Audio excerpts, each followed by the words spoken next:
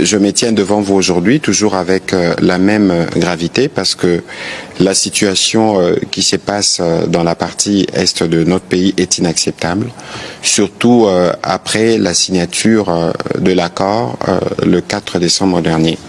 Vous savez déjà que pour nous, les retraits de troupes rwandaises et l'association de soutien, de toute forme de soutien en 23 était une condition pour que nous puissions penser construire la paix. Nous sommes partis à plusieurs, d'ailleurs, sollicitations du président américain, nous y avons répondu et nous nous sommes engagés à faire notre part. Et aujourd'hui, avant que nous puissions d'ailleurs faire quelques points, je voudrais commencer par dire notre solidarité. Il y a 2-3 jours, on a déjà commencé à communiquer sur ce qui se passe dans l'axe Kamanyola-Uvira en province du Sud Kivu.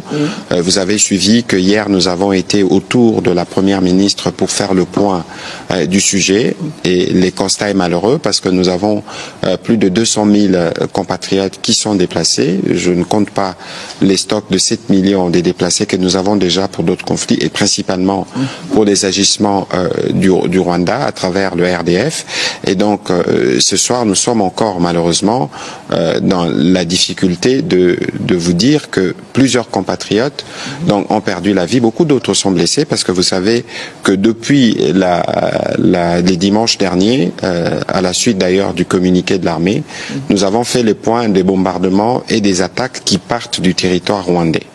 Bugarama, et qui ont des cibles notamment de structures civiles, des hôpitaux, des centres de santé, des maisons d'habitation. Ces attaques qui se font avec des engins de la mort, il y a par exemple des drones qu'on appelle kamikazes, des drones suicides qu'on largue aveuglément et qui tuent beaucoup de compatriotes. Et vous savez que généralement pour nous déçus, c'est que nous devons tous rester mobilisés, comme je le dis, et que dans la guerre qui se passe actuellement, c'est pas une guerre qui cible le président.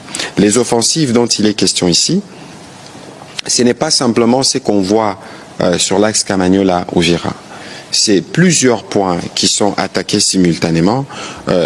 On a des actions hostiles Walungu, Shabunda, dans les axes précis. Je pense qu'au niveau de l'armée, ils pourront faire ou nous envoyer des éléments plus précis pour communiquer, y compris dans la province du Nord Kivu, dans l'axe Masisi-Walikale ou encore dans l'axe Lubero. Pourquoi nous les disons? Parce que nous avons un besoin pour les Congolais d'être mobilisés. Et lorsque nous venons communiquer pour justement éviter que nos populations tombent dans le piège du poison rwandais. Nous les disons tous les jours parce que la guerre s'est faite à plusieurs niveaux. Mais ce que je dois rappeler ici, c'est la détermination du président de la République et de nos forces armées à s'assurer que nous avons protégé à la fois nos populations et notre territoire. Message à mes compatriotes du Sud Kivu.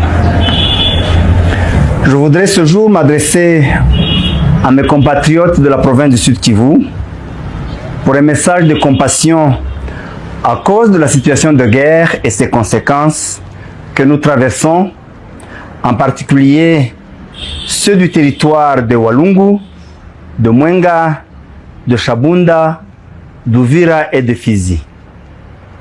Je lance un appel à nos parents, nos frères et sœurs de Luvungi, de Bwegera, de Kitemesho, de Luberizi, de Mutarule, de Nyakabere, de Kyanyunda, de Sange, de Kabunambo, de Biriba, de Runingu et de Kiliba, afin de vous demander de rentrer chez vous, dans vos cités, villages et maisons. S'il vous plaît, ne continuez pas à fuir, à courir, ce qui vous expose à plus de dangers, à beaucoup plus de risques. Aux frères et sœurs d'Uvira, à partir de Kawizi, de Kala, de Mayamoto, de Kavimvira, Kasenga, Mulongwe, Kimanga, Songo, Kilibula, Kalundu et d'autres quartiers, toute la ville d'Uvira et ses 3 communes jusqu'à Makobola, de ne pas fuir. Restez dans vos maisons pour 2 raisons. La première, allez ça et là de la ville d'Uvira, en passant par Makobola, ou par le lac, jusqu'à Baraka, et même jusqu'à Kalemi, vous expose à beaucoup plus de dangers, à beaucoup de dangers de tout genre.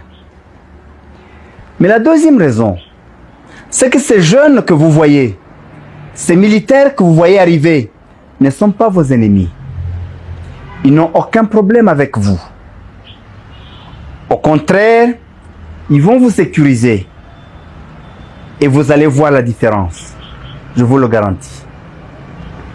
Ne continuez pas à croire aux mensonges de tous les vendeurs des illusions qui vous ont menti depuis des années et qui jusqu'à ce matin vous disaient que même Luvungi n'est pas encore libéré. Vous venez de vous en rendre compte que tout ce qu'il vous disait était faux. Il vous exploitait.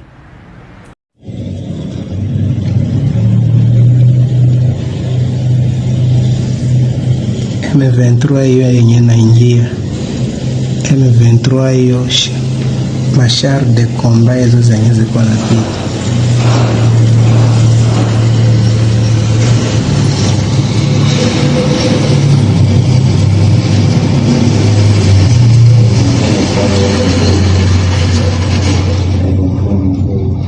char de komba hiyo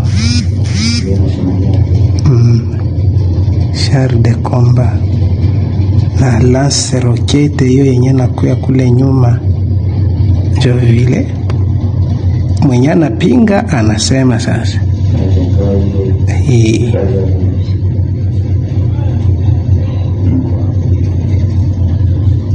char de combat hiyo yenye nafika mwa aveni di 24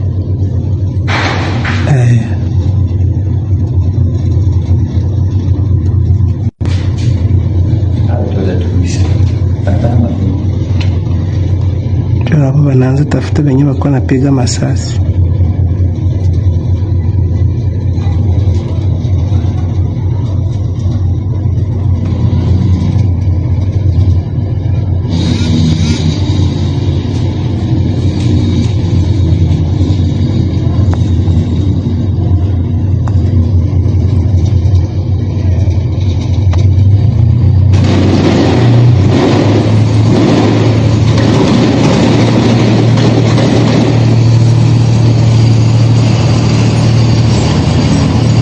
Telefone yangu hiyo, lakini kioo inablokia, hatuwezi ona mzuri.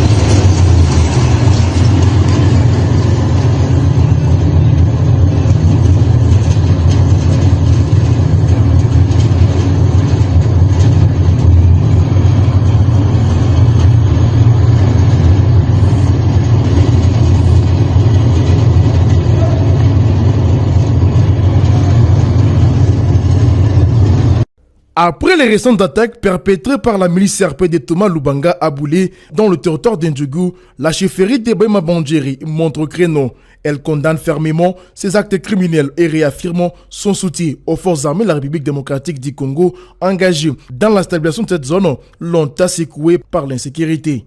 Vu la dégradation depuis 4 jours de la situation sécuritaire dans la chefferie de Bahema Bandjeri en général et en particulier à Boulé et Vego. Sa Majesté, le chef de chefferie, il est notable et forme l'opinion publique nationale et internationale.